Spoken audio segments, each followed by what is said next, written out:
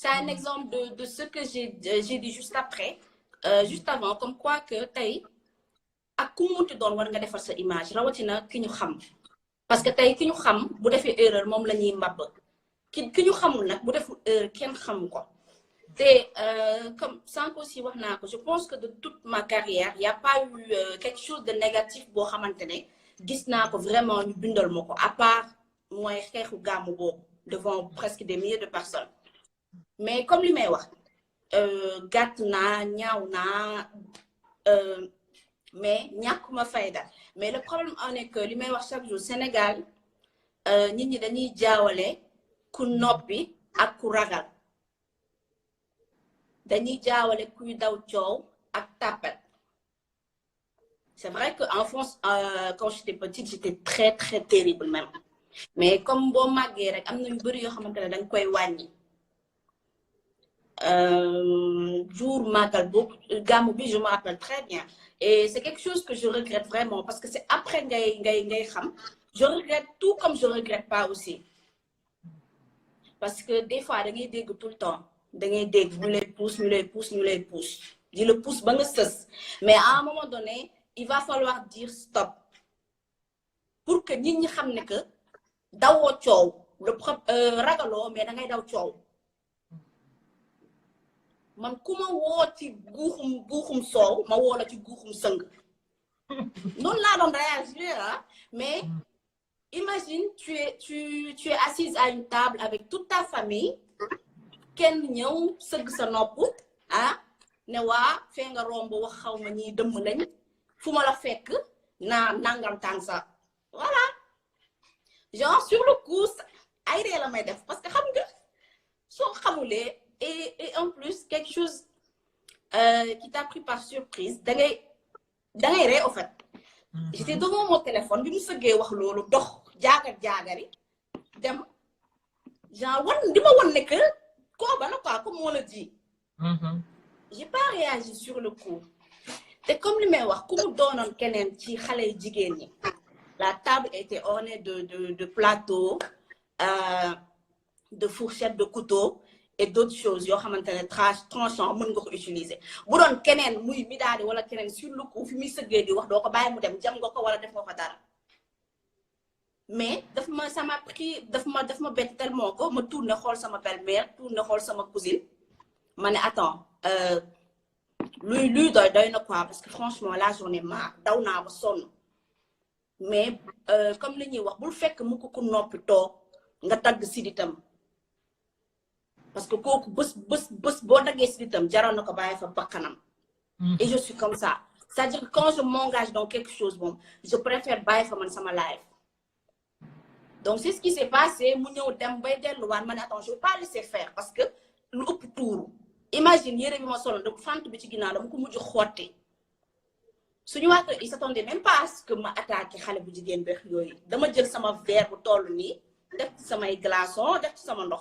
jël sama talon dénk ko sama sœur jël bagage yëpp dénk ko neneen kaala ñu ñibbi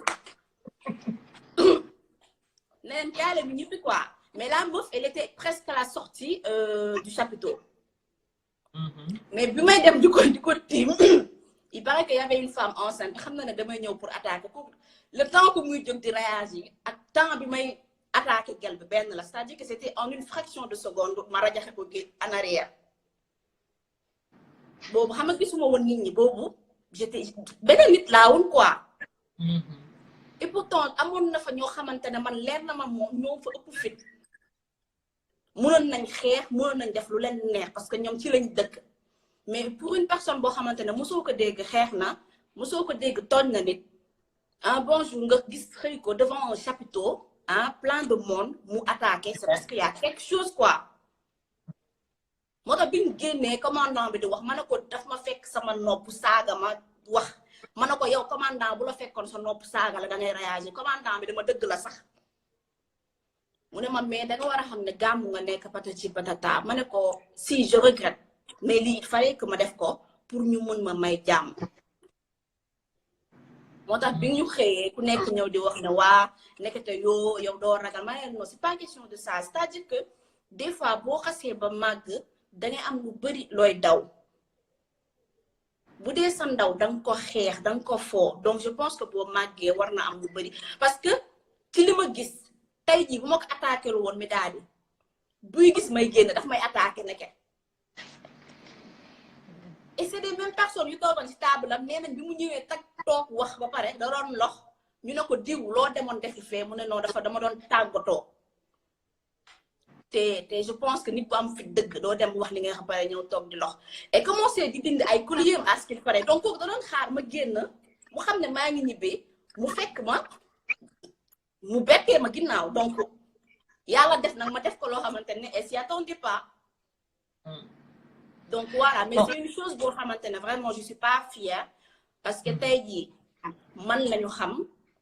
histoire bi yëpp foo tourner sax sama tour nga ciy dégg sama tour nga ciy dégg c'est une chose que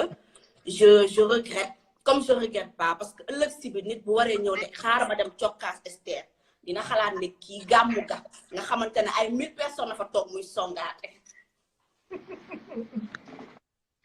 donc c'est ça mais j'ai dû passer par la suite la fille malgré que jubool nañu ñu sax mais ba tey bii nii jubool nañ ay xamante woon nañ par intermédiaire d'un ami mais tey sama xarit la ñu ngi waxtaan ba démb rek mu may message WhatsApp pour wax leen nag àdduna des fois erreur du ñàkk. Absolument, on comprend mais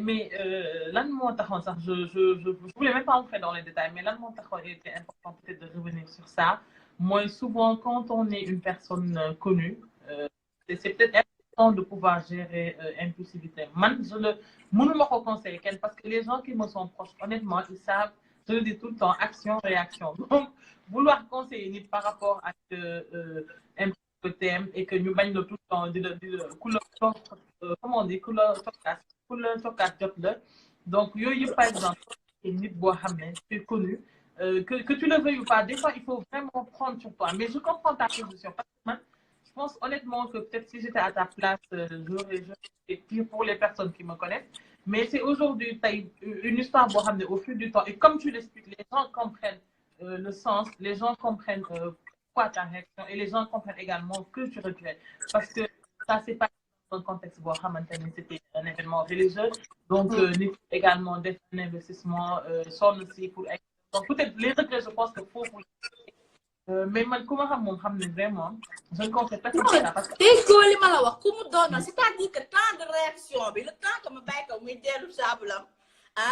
ak bu doon keneen fi mu sëgg noonu fourchette la jël ba paaka mais bon xalaatuñu woon ne Esther bandee na noonu. mais en fait parce que par exemple pour beaucoup on va dire kon kii elle est dans le milieu kooba nekk kii xam nga Sénégal c'est très rapide d'être une kooba il suffit de voilà pour nga gisante koo xam ne day dem quand on te voit par exemple le soir tu vas en boîte ou tu fréquentes des artistes tu vois parce que honnêtement man je ne fais que reporter ce que les gens disent moi ta question bi moom mi ngi doon je ne vais pas te prendre mais je ne sais que de reporter ce que les gens disent aujourd'hui day am ay histoire ou ay images wala ay faits yoo xamante day coller à ta personne par exemple quand on parle de Esther on entend souvent vraiment un nom peut-être se colle avec tu vois on dañ leen associé donc que ce soit vrai ou que ce soit pas vrai on vous colle souvent cette étiquette léegi gis nga dernièrement yow ak comment il s'appelle ton mari dans la série comment il s'appelle encore Moustapha, voilà, Moustapha, on te colle avec Moustapha. Donc, beaucoup de gens pensent que, effectivement, ça c'est d'ailleurs l'occasion pour en répondre. Beaucoup de gens pensent que, sérieusement, tu es marié avec Moustapha. Mais c'est quoi? Des relations entre collègues ou c'est des relations, c'est l'occasion. Raki est mariée à Moustapha Niang. Esther. Oui. Esther, sœur Edmond. Dans la vraie vie. Non, quand je passe par alliance, quoi, je veux dire. Et Edmond, tey jii nii ndeysaan tout le monde te ñu bëri nag dañu xalaat loolu parce que vraiment même en dehors de la série on a une complicité boo xamante ne tey jii boo ko saytoo ci ay amoo nga koy gis ils sont complices ils s'aiment bien tey jii li may wax rek lu yàlla xas ba bind na ko. Edmond on s'est rencontrés pour la première fois période ba ko waxee defaral clipam boobu yaa ma tipo ci laa koy soog a gis ci laa koy soog a xam aussi on a tourné le clip juste après je pense que toog nañ benn 2 ans 3 ans gisuma ko dégguma ko moom tamit pareil et tout ça parce que liggéey moo ñu boole woon et juste le jour où